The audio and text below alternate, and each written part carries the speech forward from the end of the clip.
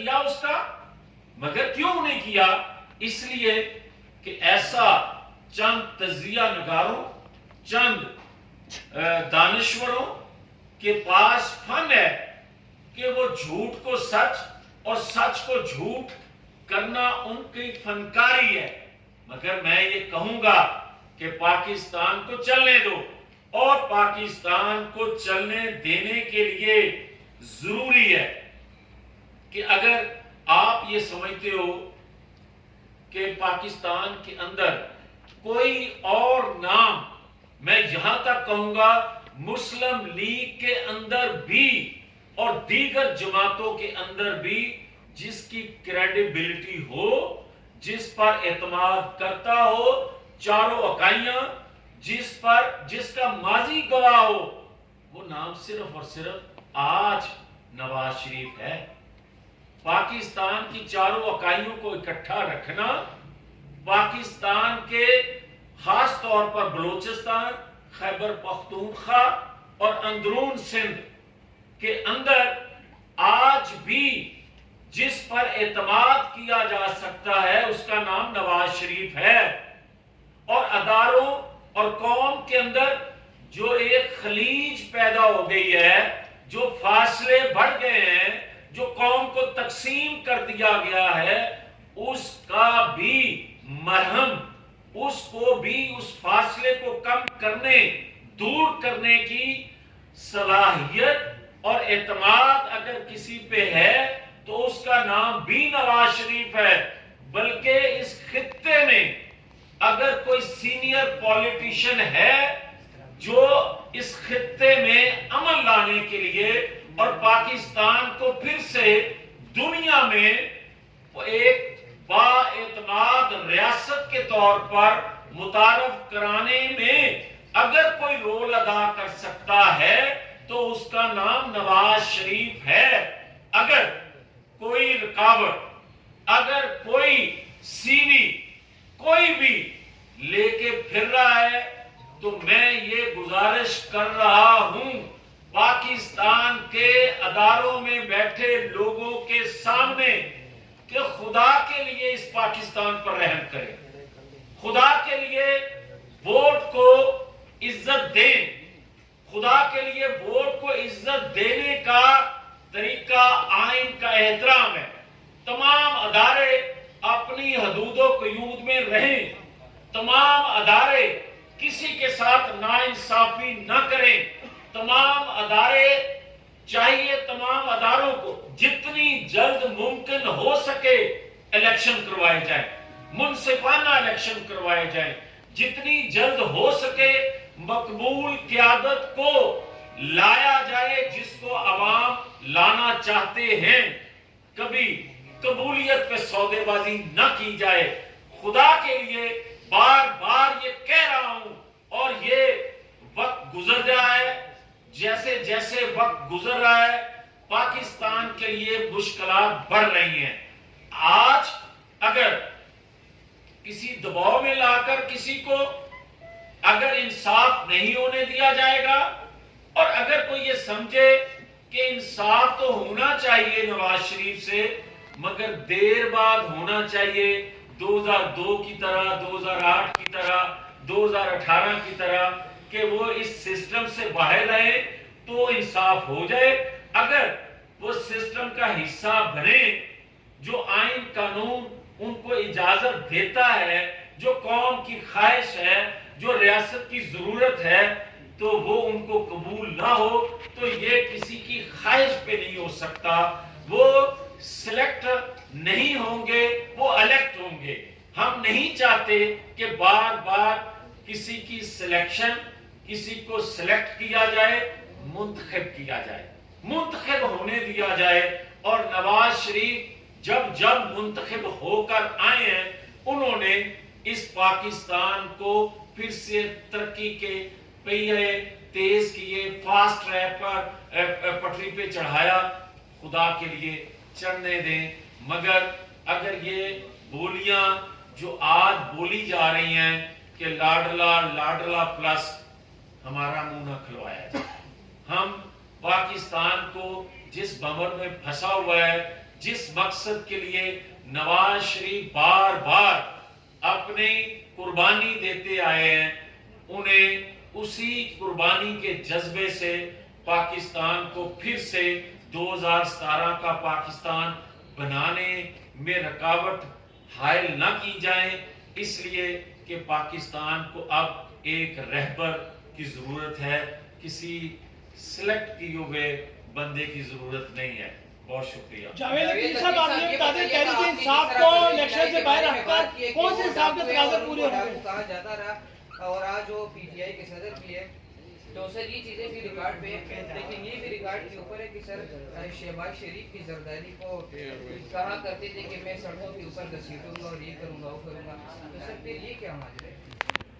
देखिए, जहाँ तक तल्लक है पंजाब का डाकू कहने वाला, तो क्या उसने साबित नहीं किया? क्या जो 4 माह के अंदर पंजाब के वसाइल, पंजाब का खजाना उसके साहबजादे लूट कर ले गए हैं, और आज मुख्तलिफ जगहों पे वो जो खर्च हो रहा है, क्या इसका अदराक हमें हुआ नहीं अभी तक? और अगर नहीं हुआ तो कम से कम पाकिस्तानी कौम को जरूर हो गया है। जावेद लतीफ साहब, तहरीक इंसाफ को इलेक्शन से बाहर रखकर कौन से इंसाफ के तकाज़े पूरे होंगे? भाई मेरे, किसी भी सियासी जमात को आप इस सिस्टम से बाहर रखेंगे तो इंसाफ नहीं है, मगर आप दहशतगर्द को और सियासतदान को एक पलड़े में तोलेंगे तो ये भी इंसाफ नहीं है। मुझे आप बताएं कि क्या पाकिस्तान की हिस्ट्री में कभी किसी ने ज़मान पार्क में मसल्ला जत्थे इकट्ठे किए थे 76 सालों में? क्या किसी ने कभी पेट्रोल बम फेंके थे गिरफ्तारी के वक्त? क्या कभी किसी ने 9-10 मई का वाकया 76 सालों में दोहराया था? और क्या कभी किसी के लिए कांग्रेस के 60 मेंबर ने खतूत लिखे थे? क्या इसराइल ने कभी किसी पाकिस्तान के सियासतदान के लिए आवाज उठाई थी? क्या पाकिस्तान के अंदर अदारों के अंदर बगावत पे उकसाने के लिए कभी किसी ने मंसूबा बंदी की थी? अगर किसी एक और शख्स ने की थी तो उस पर भी पाबंदी लगनी चाहिए और इसको भी माफी नहीं दी जानी चाहिए। अच्छा सर, इमरान खान साहब पे साइफर में फर्द जुर्म आयद हो चुकी है, दूसरी जानिब खान साहब जो है उन पे मजीद केसेस भी हैं, नवाज शरीफ साहब को रिलीफ मिल रहा है, तो आप क्या देख रहे हैं, खान साहब का मुस्तकबिल जेल में है या उन्हें एनआरओ दिया जाएगा? देखें, जहाँ तक एनआरओ को कहा जाता है, एक बदनामे ज़माना लफ्ज़ के तौर पर लिया जाता है, मुझे ये बताए कोई नवाज शरीफ के जितने केसेस हैं, वो हत्यारा हाईजैकर से लेकर आज तक पैमाना क्या पनामा तक, कोई एक केस अपने दिल पे हाथ रखकर कहें कि इंसाफ के तकाजे पूरे किए गए थे? अब आ जाए इमरान खान के हवाले से, जो फॉरेन फंडिंग के हवाले से हम बात करते आए हैं पिछले 12 साल से, क्या वो फॉरेन फंडिंग जो है वो आज अपना असर दिखा नहीं रही? 9-10 मई को उसने अपना रंग दिखाया नहीं है, और अगर इसके बावजूद भी उसको छोड़ दिया जाए या छोड़ दिया जाना चाहिए तो फिर पाकिस्तान के आईनी अदारों को बंद कर देना चाहिए। फिर जो तकड़ा हो वो अपना रास्ता खुद बना ले, फिर आईनी कानूनी जरूरत नहीं है। सर अभी भी तरफ आप आज आइन के तहफ़्फ़ुज़ की बात कर रहे हैं, तो आइन में ही दर्ज है कि 90 दिन के अंदर इंतखाबात होने चाहिए, पंजाब हो या फेडरल, इस वक्त तक इंतखाबात नहीं हुए। दूसरा सवाल, आज आपकी जो प्रेस कॉन्फ्रेंस है इसमें बहुत सारे पैगामात हैं, ये कोई एक खास अदारा है, कोई खास शख्स है जिसके लिए पैगाम आप दे रहे हैं? देखें, जहाँ तक आपका सवाल है आइन का, तो आइन कोई पासदारी में आइन कानून को का तकद्दस पामाल होने पे हम अपनी हुकूमतें गवाते आए हैं, ये हमारा माजी गवाह है। अगर आज कोई ये सवाल करे कि हम आज आइन कानून की बात करते हैं तो ये मुनासिब नहीं है। हमने तो इसके लिए बड़ी से बड़ी कुर्बानी देने से भी दरेग नहीं किया। जहां तक आप 90 दिन के इलेक्शन की बात करते हैं, तो फिर उस वक्त जो बदयाल साहब थे उनसे ये पूछना चाहिए था कि पंजाब असेंबली में एक वोट कास्ट करने पे और जजमेंट और दूसरा का वोट डालने पे और दूसरी जजमेंट वही देने वाले थे। ये आईनी जो आज जरूरत महसूस की जा रही है, उस वक्त अगर की जाती तो 90 दिन के अंदर इलेक्शन हो चुके होते। सर ये बताइएगा, जिस तरह आप बता रहे हैं कि सीवी लेके कोई घूम रहा है, नवाज शरीफ के हाथ पांव बांधने की आप बात करें, आपको फिर भी कोई खदशा है कि अब दोबारा वही हालात बनने जा रही है, इस तरह की सूरत हाल आपको कैसे, आप किसको मुखातब करेगा?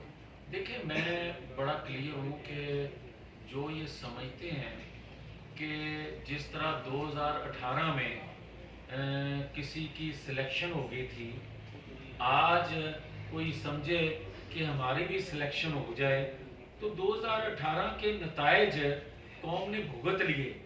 अब इसकी गुंजाइश रियासत के अंदर नहीं है, रियासत मुतम्मल नहीं है। जो ख्वाहिश रखता है या करता है या उसकी गुफ्तगू से अंदाज़ा होता है, आपके अलावा शायद सारी कौम जानती है। सर मेरा सवाल ये है कि केसेस जो नवाज शरीफ साहब भी चल रहे हैं, इमरान पे भी चल रहे हैं, जब भी किसी पॉलिटिकल पार्टी के लीडर पे केसेस होते हैं तो जो फैसले उनके हक में होते हैं तो वो बड़े अच्छे होते हैं। जो ये मीठा मीठा हाफ हाफ कर तो ये पॉलिसी क्यों चलती है? खासतौर में नून लीग की बात करूँगा। ये बड़ा पुराना सवाल है और बड़ा एक घसा बेटा उस तरह की गुफ्तगू माफ़ी चाहता हूँ, मगर ये गुजारिश है कि अगर 2017 में साकिब निसार या आसिफ सईद खोसा इस तरह की जजमेंट देंगे तो क्या मैं उस पर बात नहीं करूँगा? और क्या एक दिन में 12 जमानतें जब हो जाती हैं उस पर मैं बात नहीं करूँगा? क्या पाकिस्तान के अंदर फैज़ाबाद धरने की कुछ जजमेंट दे और उस पर रेफरेंस फाइल करवा दिया जाए, क्या इसमें मैं बात नहीं करूँगा? क्या जस्टिस शौकत सिद्दीकी जो आप जस्टिस होते हुए जो हक़ाइक़ कौम के सामने रखते हैं उस पर मैं बात ना करूँ तो ये ज़्यादती है। इसलिए जो हक़ाइक़ हैं हम सबको उस पर ज़रूर देखना चाहिए। पाकिस्तान मुकम्मल नहीं है कि हम अब अपनी पसंद के फैसलों पे बात करें और जो किसी की फेवर में जा रहे हों इंसाफ के मुताबिक भी उस पर हम तनकीद करें। ये पाकिस्तान मुकम्मल नहीं है। बहुत